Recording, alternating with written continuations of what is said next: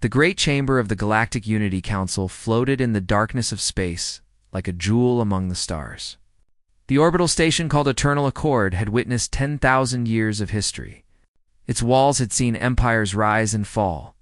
Its halls had echoed with the voices of species that now existed only in memory. Today, it would witness something new. Captain Park Tae stood at the entrance of the main assembly hall, adjusting the collar of his formal uniform. Behind him, Dr. Yoon Hana reviewed her notes on a small tablet, while Commander Lee Woo stood with his hands clasped behind his back, his eyes scanning the massive doors ahead. Remember, Tae said quietly, "We represent 8 billion people today. Whatever happens in there, we stay calm." Hannah nodded, though her fingers trembled slightly against the tablet. "They've never admitted a species this young before. The youngest member joined 6,000 years ago, and we make history," Wu replied with a small smile. "Or we go home with a good story." The doors opened with a deep hum, and the 3 humans stepped into the chamber. The room was enormous. 12 elevated platforms circled a central floor, each one holding the representative of an elder species. Strange lights danced above them, adjusting to the visual needs of beings who saw in different spectrums. The air carried a faint mix of chemicals, atmospheric compromises that allowed all present to breathe. Tae led his small delegation to the center of the floor. He could feel 12 pairs of eyes, or what passed for eyes, watching their every move. The first to speak was Elder Mova of the Valari. She was tall and thin, with skin like polished silver and eyes that glowed soft blue. Her species had mastered interstellar travel when humans were still living in caves. "The Galactic Unity Council recognizes the delegation from Earth," she said, her voice melodic but cold. "You may present your petition for membership." Tae stepped forward and bowed his head respectfully. "Thank you, Elder Mova. Honored members of the Council, I am Captain Park Tae of the United Earth Coalition. With me are Dr. Yoon Hana, our xenobiologist and cultural liaison, Commander Lee Woo, representing our exploration fleet." He paused, gathering his thoughts. He had practiced this speech 100 times, but standing here, surrounded by beings older than human civilization itself, the words felt small. 50 years ago, humanity took its first steps beyond our home planet. We were curious. We were afraid. We made mistakes. But we also made a promise to ourselves that when we met other intelligent life, we would reach out with open hands, not closed fists. A soft clicking sound came from the platform of the Keth delegate. High Voice Ren was an insectoid being, his body covered in hard black plates that reflected the chamber's lights. His species communicated through a combination of clicks, pheromones, and translated speech. "Open hands," Ren repeated, his translator rendering his voice flat and mechanical. "Yet your history speaks of closed fists, wars that killed millions, weapons that could crack planets. Explain this contradiction." Tae had expected this question. "You are correct, High Voice Ren. Our history is stained with violence. We do not hide from this truth, but we have also learned from it. Every war taught us the cost of hatred. Every tragedy pushed us toward unity. We are not perfect, but we are trying." Ambassador Sela of the Nuri made a bubbling sound that the translator interpreted as laughter. She floated in a tank of water on her platform, her long tentacles moving gracefully around her. "Trying," she said. "A child tries to walk before it can run. Does that make the child ready to join adults at the table?" More laughter rippled through the chamber. Tae felt heat rise to his face, but he kept his expression neutral. Hannah stepped forward, her voice clear despite her nervousness. "With respect, Ambassador, every species in this chamber was once young. Every civilization here made mistakes in its early years. We are not asking you to trust us blindly. We are asking for the chance to prove ourselves." High Cleric Tan of the Gorath shifted on his platform.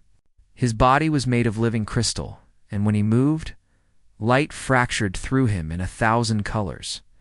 "Prove yourselves," he said slowly. "And what happens if you fail? What happens when your violent nature resurfaces? You could destabilize everything this council has built." "We could," Tae admitted. "Or we could add something new, something valuable. We bring fresh eyes, fresh ideas. We bring determination that comes from knowing how close we came to destroying ourselves. We survived our worst instincts. That has to count for something." The chamber fell silent. The 12 elder species looked at one another, communicating in ways humans could not perceive: subtle chemical signals, private frequencies, ancient gestures. Elder Mova raised her hand, and the murmuring stopped. "You speak well, Captain, but words are easy. The Council has heard many petitions over the millennia. Some species promised peace and delivered war. Some promised wisdom and brought only chaos. We have learned to be cautious." She leaned forward, her blue eyes fixed on Tay. "Your species has achieved much in a short time. This is both impressive and concerning. You reach for the stars before you have healed the wounds on your own world. This council must consider not what you say, but what you are." Tay met her gaze without flinching. "Then look at what we are. We are a species that refused to die when everything tried to kill us. Diseases, disasters, our own foolishness, we survived it all. Not because we were the strongest or the smartest, but because we never stopped hoping. Never stopped trying. That is what we are." For a moment, something flickered in Elder Mova's eyes.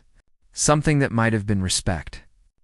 But it vanished quickly, replaced by cool indifference. "Your petition will be taken under consideration," she announced. "The council will deliberate in private session.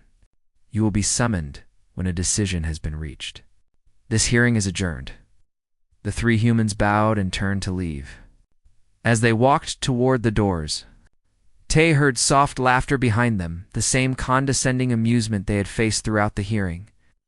"That went about as well as expected," Wu muttered under his breath. Hannah's jaw was tight. "They think we're a joke." Tay said nothing until they were through the doors and into the corridor beyond.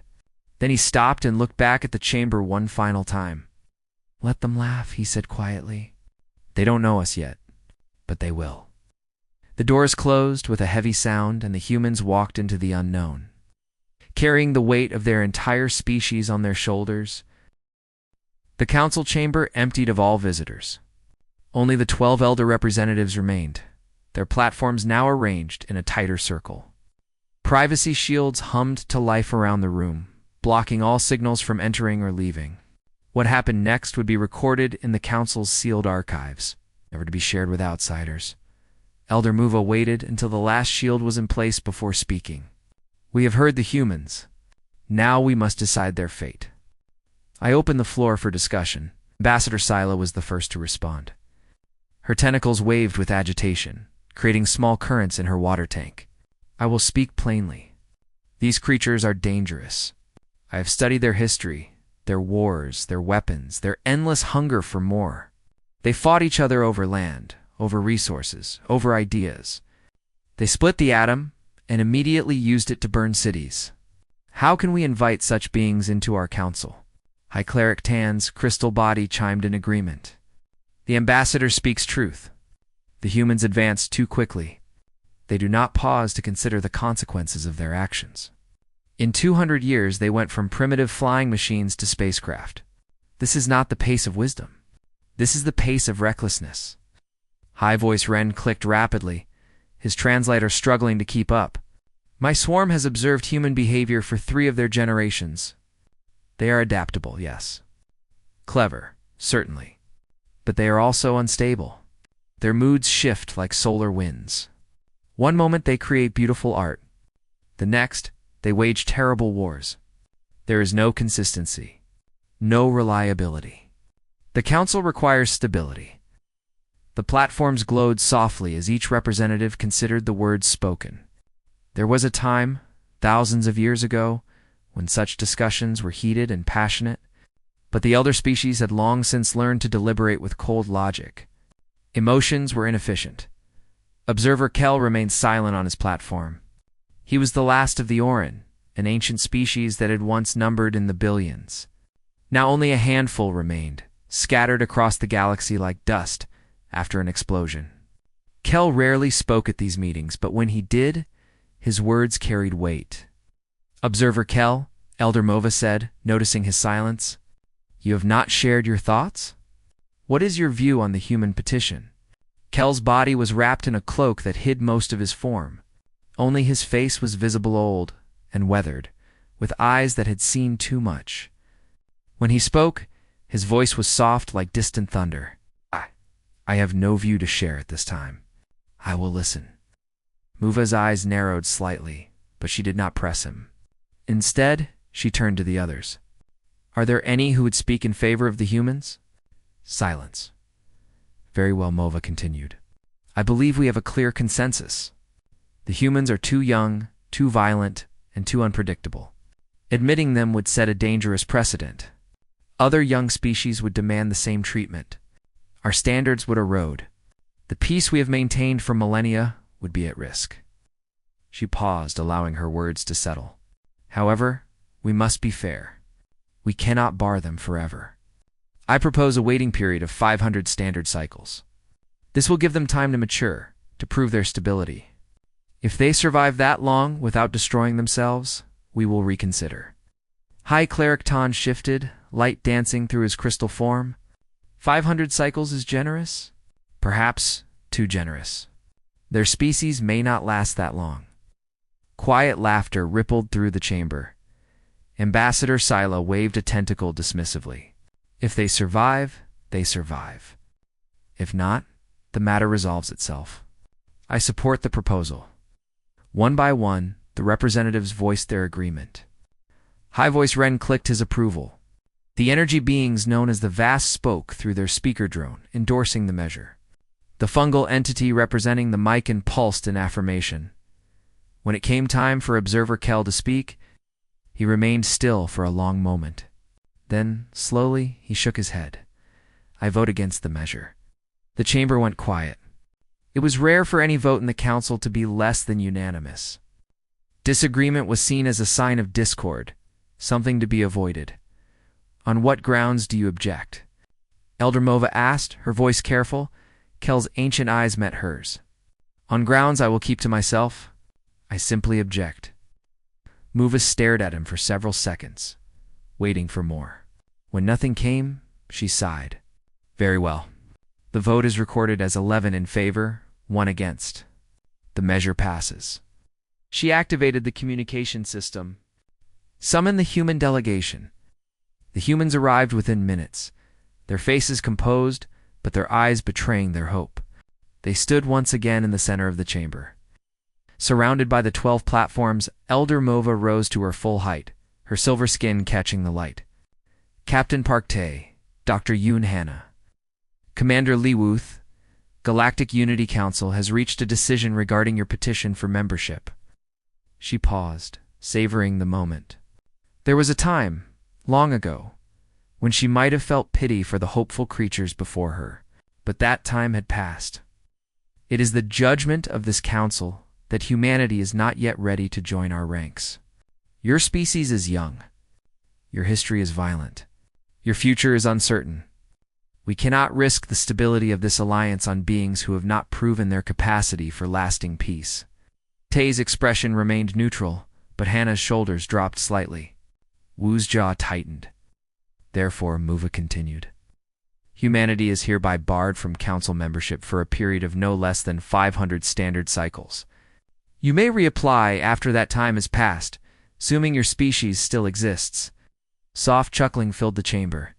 The elder species found the situation amusing. Watching young races struggle and fail was an old entertainment for beings who had seen everything.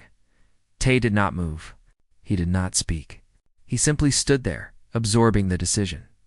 Then, slowly, he nodded. We accept the council's judgment, he said. His voice was calm, showing no anger, no disappointment. But before we depart, we request the right to submit one final exhibit. Protocol 7, Section 12. The laughter stopped. Elder Muva's eyes widened slightly. Protocol 7, Section 12, was an ancient rule rarely invoked. It stated that any petitioning species had the right to present one piece of evidence. Before leaving, evidence that the council was obligated to review? You know our laws, she said slowly. We do, Tae replied. We studied them carefully. We hoped we would not need to use this provision. But here we are. Mova looked around at the other representatives. High Cleric Tan shifted uneasily. Ambassador Sila's tentacles had gone still. Very well, Mova said finally. You may present your exhibit, but I warn you nothing you show us will change our decision. This vote is final.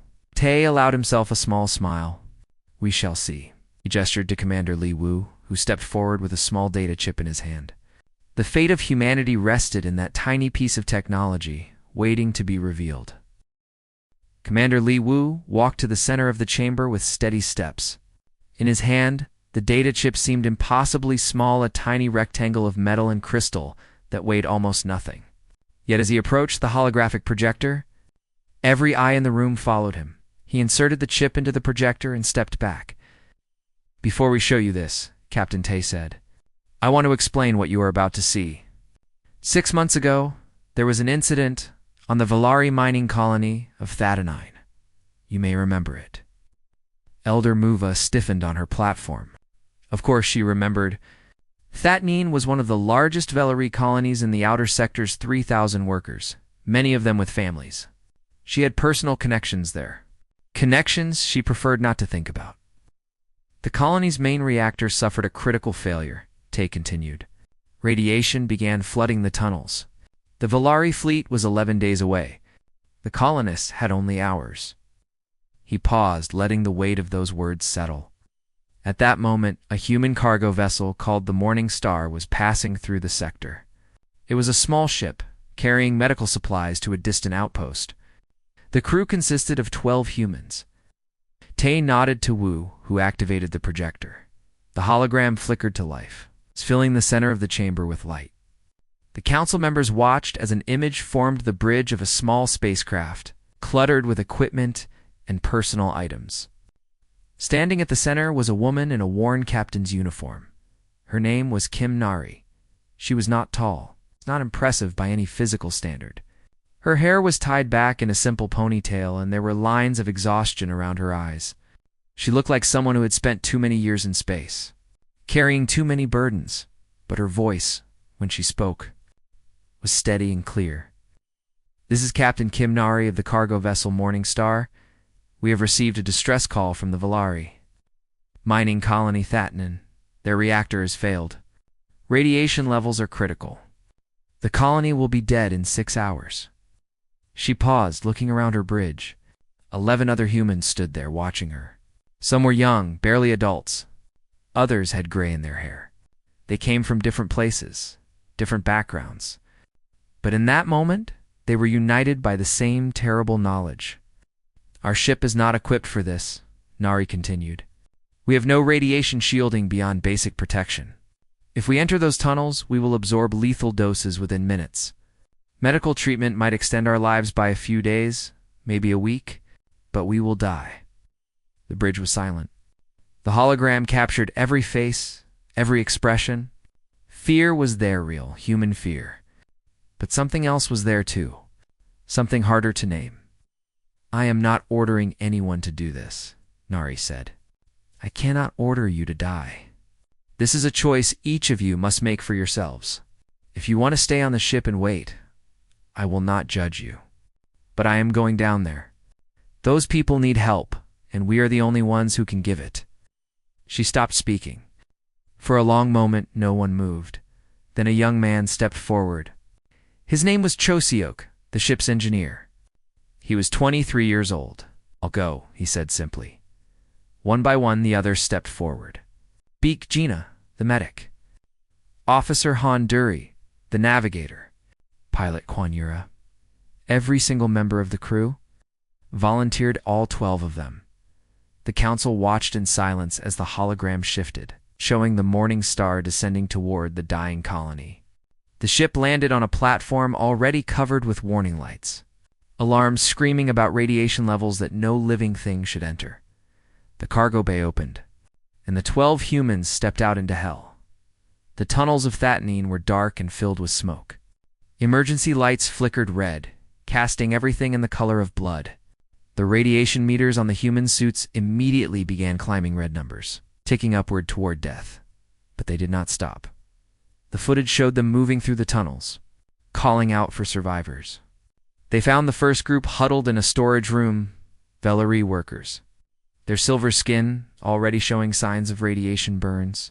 The humans lifted them, carried them, dragged them toward the surface. This way, Engineer Cho Seok shouted, leading a group of children through a collapsing corridor. The ceiling cracked above him, showering debris. He covered the children with his own body, taking the impact himself. Then he got up and kept moving. Medic Beak Gina treated wounds with hands that were already shaking from radiation exposure. She smiled at a frightened Velari child, speaking soft words that the translator could not capture. The child clung to her as she carried him to safety. Captain Kim Nari directed the evacuation like a general commanding a battle. She was everywhere, at once helping workers climb over rubble, pulling survivors from collapsed sections, shouting encouragement to her crew. "Don't stop," she kept saying. "Don't stop. We're almost there." The hours blurred together in the hologram. The humans grew visibly weaker. Their movements became slower. Blood began appearing from their noses, their ears, the corners of their eyes. The radiation was destroying them from the inside. They knew it. But they did not stop. Trip after trip, they went back into the tunnels. Each time they emerged with more survivors. Velari workers who had given up hope found themselves lifted by human hands and carried to safety by the time the Velari rescue fleet arrived 11 days later for most of the galaxy. But too late for the Morningstar crew. 2,847 colonists had been evacuated from Theta-9. The hologram showed the rescue ships landing, Velari soldiers rushing to help. They found the survivors gathered on the upper platform, wrapped in emergency blankets, tended by automated medical drones. And they found 12 human bodies, arranged in a row, their eyes closed as if sleeping. The crew of the Morning Star had worked until the radiation finally stopped their hearts. They had died one by one, still carrying survivors, still refusing to give up. The last to fall was Captain Kim Nari, who collapsed just 20 meters from the ship, a Velari child still in her arms. The child survived. The hologram flickered and faded. Leaving the council chamber in heavy silence, Captain Park Tae looked up at the 12 platforms. At the elder species who had laughed at humanity just minutes ago. "That is what we are," he said quietly. "That is who we are. 12 ordinary humans who chose to die so that strangers could live. Not for glory. Not for reward. Simply because it was the right thing to do." No one spoke. No one moved. The weight of what they had witnessed pressed down on every being in the room. This was humanity, not the wars, not the violence. This, and the council did not know what to say. The silence in the council chamber was unlike anything the ancient hall had ever experienced. For 10,000 years, these walls had witnessed debates, arguments, celebrations, and condemnations. But never this stillness so complete that it seemed to have weight.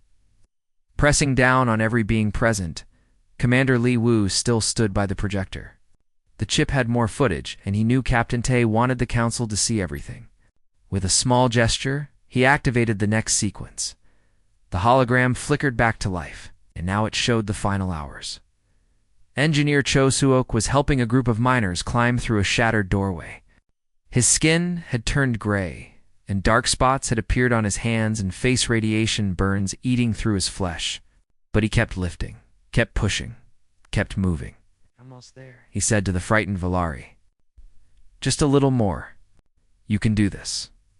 His voice was hoarse, barely more than a whisper. But he smiled as he spoke, trying to give them courage, even as his own body failed. A young Velari, worker barely more than a child, stared at him with wide eyes. "Why?" she asked. "Why are you doing this?" "You are dying." Ko Seok paused for just a moment. He looked at the child, at her silver skin and glowing eyes, at the fear written across her face. She was so different from him. A being from another world, another species, another reality. And yet to him, she was just a scared kid who needed help. "Because you matter," he said simply. "That's enough." He collapsed 3 hours later, still carrying an injured worker on his back. Menik Beak Gina was there when it happened. She tried to help him, tried to use her failing strength to treat his wounds. But there was nothing to be done. The radiation had taken too much. "Tell my mother," Seok whispered as his eyes closed. "Tell her I was brave." Gina held his hand until he was gone. Then she stood up, wiped her tears, and went back to work. The hologram showed her continuing the evacuation, her body trembling with each step. Blood ran freely from her nose now, staining her uniform. Her eyes were red from burst vessels. But she kept moving, treating the wounded, carrying children, doing everything she could until she could do no more. She fell 6 hours after Seok, surrounded by the Valari she had saved. They gathered around her, these alien beings who owed their lives to a dying human. Some of them wept. Some of them simply watched, unable to understand why this stranger had given everything for them. One by one, the humans fell. Pilot Quanyura collapsed at the controls of the Morning Star, still trying to prepare the ship for one more evacuation run. Officer Hunduri fell in the tunnels. His body found beneath a pile of rubble, he had shielded a group of workers from a cave-in with his own flesh. Navigator Shinmira died, helping an elderly Valari reach the surface. Her final act one of gentleness and care, and finally, there was Captain Kim Nari. The hologram showed her in those last moments. She could barely walk. Her uniform was soaked with blood, her own blood, leaking from wounds that would never heal. Every breath was a struggle. Every step was agony. But she kept going. A Valari child clung to her, too weak to walk. The child's parents were gone, lost in the collapse of the lower tunnels. Nari had found him alone in the darkness. He was crying for help that would never come, so she carried him. Meter by meter, she made her way toward the surface. The rescue ships were landing now. She could hear them overhead, could see their lights through the smoke. Help had arrived. Too late for her, but not too late for him. "We're almost there," she whispered to the child. "Just hold on. Hold on for me." She collapsed 20 meters from the ship. Her body simply gave out. There was nothing left, no strength, no reserve, no miracle to draw upon. She fell to her knees, then onto her side. The child still wrapped in her arms, but she did not let go. The rescue teams found her like that, curled around the child like a shield. Her eyes were closed, her face peaceful. She looked like she was sleeping, dreaming of better places. The child was alive. The final piece of footage was a recording from her personal communicator. It's made in the minutes before she died. It showed her face, bruised and bleeding, but somehow still calm. Her eyes looked directly into the camera, speaking to anyone who would listen. "This is Captain Kim Nari of the Morning Star. If you're seeing this, it means the rescue came. It means we did our job." She coughed, blood speckling her lips. But she kept speaking. "Tell our families we did good.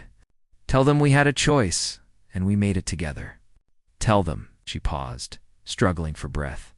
When she spoke again, her voice was barely a whisper. "Tell them we would do it again." Hologram? Faded to black dot, Elder Mova sat frozen on her platform. Her silver skin had gone pale, almost white. Her eyes were fixed on the empty space where the images had been. Seeing something that was no longer there. She had been born on Theta-9. Her sister's children, her niece and nephew. The only family she had left had been in those tunnels. She had mourned them for months, believing them dead. When news came that they had survived, she had wept with relief.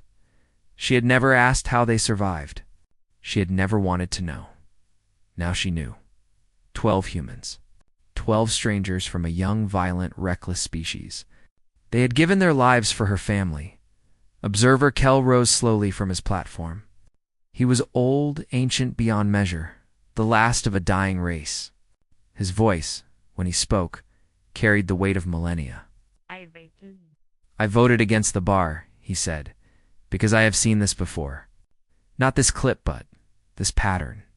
I have watched species across the galaxy for longer than most of you have existed. I have seen civilizations rise and fall. I have seen courage, and I have seen cowardice." He paused, his ancient eyes moving across the chamber.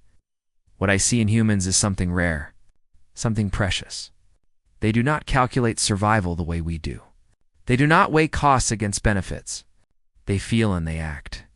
This is not weakness. This is not primitivism. His gaze settled on Elder Mova. This is something we have forgotten how to be. The chamber remained silent. The elder species, who had laughed at humanity just moments ago, now found themselves unable to speak. They had judged humans by their worst moments, their darkest history. They had never considered their brightest, and now they did not know what to do. Elder Mova rose from her platform. For the first time in centuries, her hands were trembling. She had led this council through crises that had threatened the very fabric of galactic civilization. She had faced down warlords and tyrants, had negotiated treaties that saved billions of lives. Nothing had ever shaken her like this. She looked at the human delegation standing in the center of the chamber. Captain Parkte met her gaze without flinching. There was no anger in his eyes, no satisfaction, just quiet patience. "I call for an emergency vote," Mova said, her voice unsteady. "The matter of humanity's barring must be reconsidered." High Cleric Tan's crystal body chimed with surprise. "Elder Mova, the vote was just concluded." "Protocol requires a waiting period before protocol," Mova interrupted, "was created to serve justice. What we just witnessed demands justice. I call for the vote." Ambassador Sela shifted in her water tank. Her tentacles moved slowly, thoughtfully. "Second the motion," she said quietly. The vote was conducted in silence. No speeches, no debate. Each representative simply registered their decision through the Council's ancient systems. The result appeared on every platform simultaneously. 12 in favor, 0 against. The barring of humanity was overturned unanimously. High Voice Ren's translator crackled as he spoke. "We were wrong. My swarm acknowledges this error. We judged your species by data alone, by numbers and statistics. We failed to account for this." Captain Tay nodded slowly. "We understand. You had reasons for your caution. Our history is not easy to look at, but it is incomplete," Observer Kell said. "We saw only part of the picture. The darkness without the light? That was our failure, not yours." Elder Mova stepped down from her platform, something she had not done in over 100 years. She walked across the chamber floor until she stood directly before Tay. Up close, he could see the emotion in her eyes, the struggle behind her composed mask. "My niece and nephew were on Thatton 9, she said quietly. They were children. They had never seen a human before that day. She paused, composing herself. "They told me about a woman who carried them through the flames. A woman who sang to them when they were scared. A woman who smiled even though she was dying. They did not know her name then, but I know it now." Her voice cracked. "Gimnari saved my family. I will never forget that. None of us will." Tay remained still for a moment. Then he did something unexpected. He reached into his jacket and produced a small photograph, hold-fashioned, printed on paper, the edges worn from handling. "This is Captain Nari," he said, holding up the image. "She was from a small city near the coast. She loved the ocean. She used to say that space reminded her of the sea, vast and mysterious and full of wonders waiting to be discovered." He looked at the photograph, his expression soft. She was not special, not by our standards anyway. She was an ordinary woman who made an extraordinary choice. That is the truth about humanity. We are not heroes by nature. We are just people who sometimes decide to be more. Elder Mova reached out and gently touched the edge of the photograph. "May I?" Tay handed it to her. She held it carefully, studying the face of the woman who had given everything. "The Council wishes to formally recognize the crew of the Morning Star," Mova announced, her voice strengthening.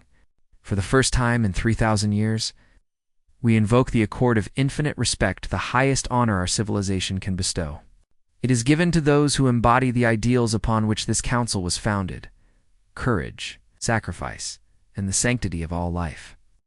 She turned to face the other representatives. "Let it be recorded that Captain Kim Nari, Engineer Cho, Sea Oak, Medic Beak Gina, and the 9 others who served aboard the Morning Star are hereby granted eternal honor in the archives of the Galactic Unity Council. Their names will be spoken alongside the greatest heroes of all species for all time." The chamber filled with soft light as the Council's systems activated the ancient ritual. Holographic flames, peered around each platform or symbol of remembrance, dating back to the Council's founding. But Captain Tay was not finished. He stepped forward, his voice calm but firm.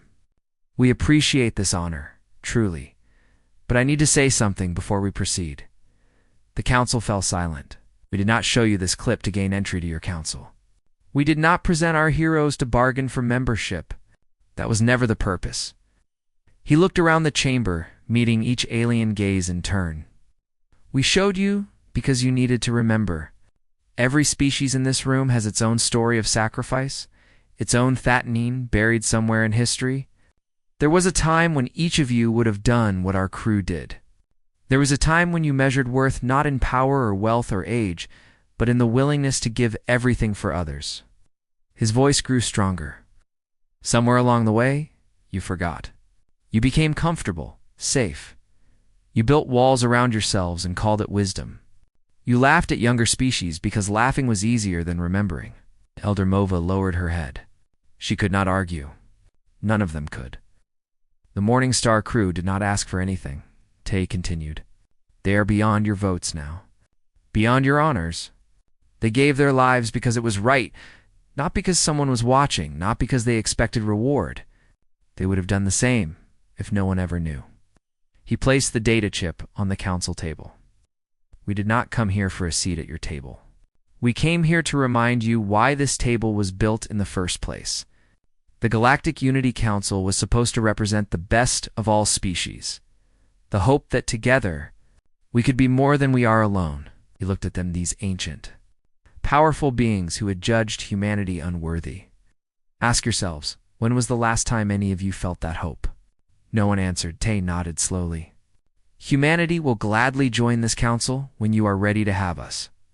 But more than that, we will be what we have always been, people who try to do good in a galaxy that often forgets why good matters." He turned and walked toward the chamber doors, Dr. Hannah and Commander Wu falling into step behind him.